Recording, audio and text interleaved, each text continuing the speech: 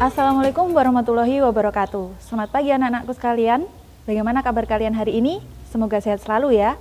Hari ini terasa spesial karena kita bisa bertatap muka secara langsung melalui daring. Kita hari ini akan belajar materi baru, yaitu menyampaikan gagasan melalui pidato persuasif. Apa yang ada di benak kalian ketika mendengar kata pidato? Kalian tentu pernah kan melihat pidato, meskipun secara langsung maupun lewat tontonan di televisi. Kalau untuk secara langsung, semisal kalian melihat Bapak Ibu Guru atau Bapak Kepala Madrasah ketika memberikan pembinaan pada upacara hari Senin. Atau ketika menonton di siaran televisi, kalian bisa tahu ketika Bapak Presiden kita memberikan pidato kenegaraan ketika upacara peringatan Hari Kemerdekaan. Seperti itulah pidato.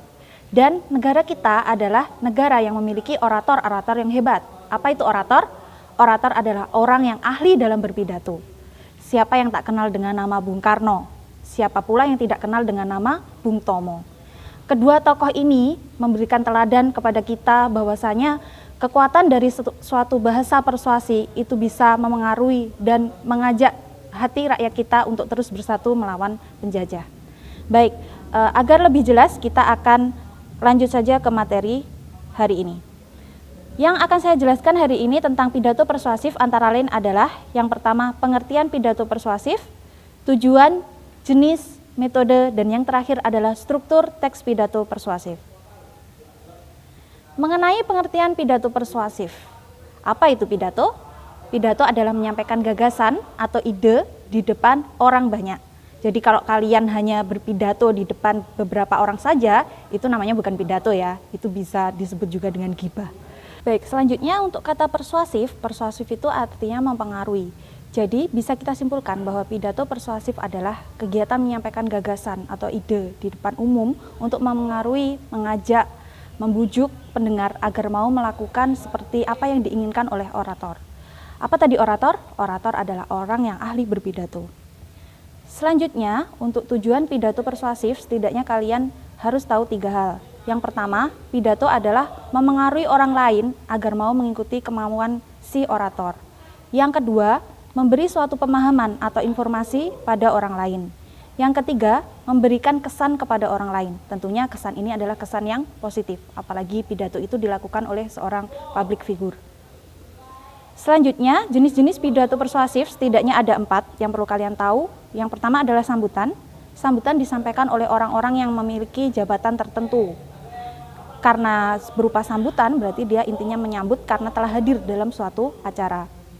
Yang kedua adalah pidato pemerintahan yang berisi berupa pengumuman, penjelasan, imbauan dari pemerintah kepada masyarakat. Jadi ini pidato yang mengeluarkan adalah dari pemerintah.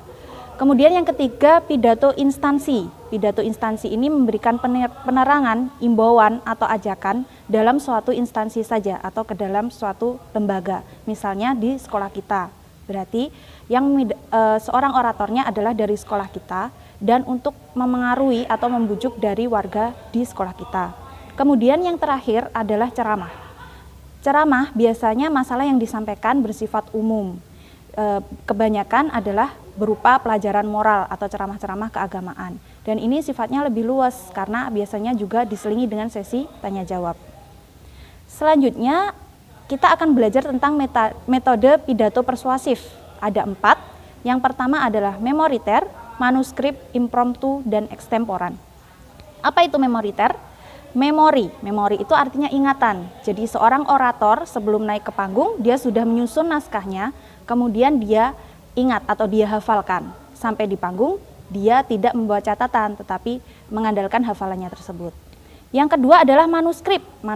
Skrip artinya ada naskahnya. Seorang orator ini sudah mempersiapkan naskah, kemudian dibacakan di depan audiens.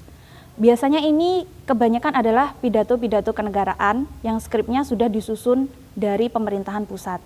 Jadi meskipun upacaranya dilakukan di beberapa tempat, itu naskah pidatonya tetap sama. Kemudian yang ketiga adalah metode impromptu. Impromptu ini adalah metode pidato untuk orang-orang yang sudah ahli karena dilakukan secara spontan, secara langsung tanpa adanya persiapan. Dan yang terakhir adalah metode ekstemporan. Kalau ekstemporan ini, seorang orator membawa catatan kecil sebagai kerangka pidato untuk pemandunya nanti ketika naik ke podium. Selanjutnya, ada struktur teks pidato persuasif.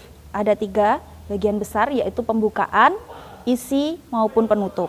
Baik, untuk bagian pembukaan itu terdiri dari salam pembuka, sapaan, ucapan syukur kepada Tuhan, ucapan terima kasih, dan tujuan pidato.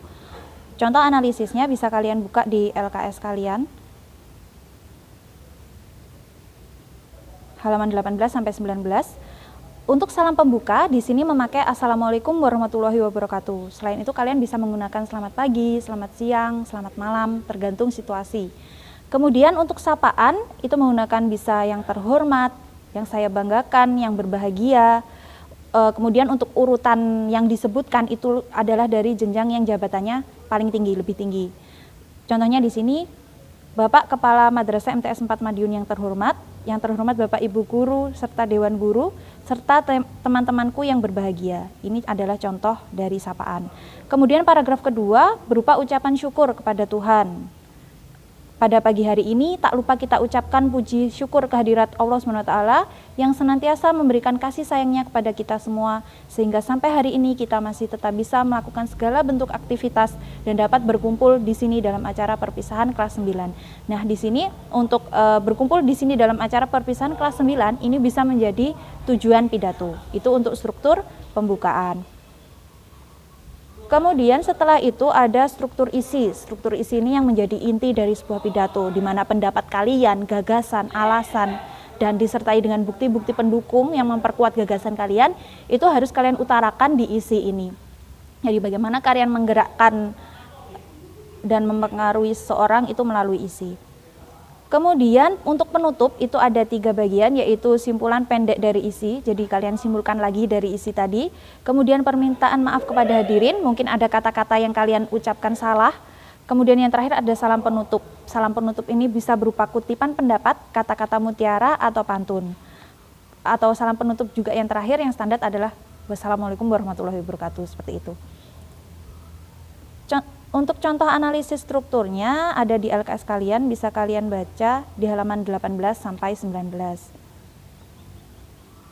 Baik, sampailah kita di penghujung pembelajaran kita hari ini. Sebelum saya tutup, ada sebuah kata-kata mutiara dari Bapak bangsa kita yang bernama Hos Cokroaminoto yang berbunyi, jika ingin menjadi pemimpin besar, menulislah seperti wartawan dan bicaralah seperti orator. Demikian kata-kata yang bijak dari beliau yang bisa menjadikan pelajaran untuk kita. Baik, demikian yang dapat saya sampaikan pada pembelajaran kali ini. Sampai jumpa di pertemuan selanjutnya. Tetap semangat dan tetap jaga kesehatan. Wassalamualaikum warahmatullahi wabarakatuh.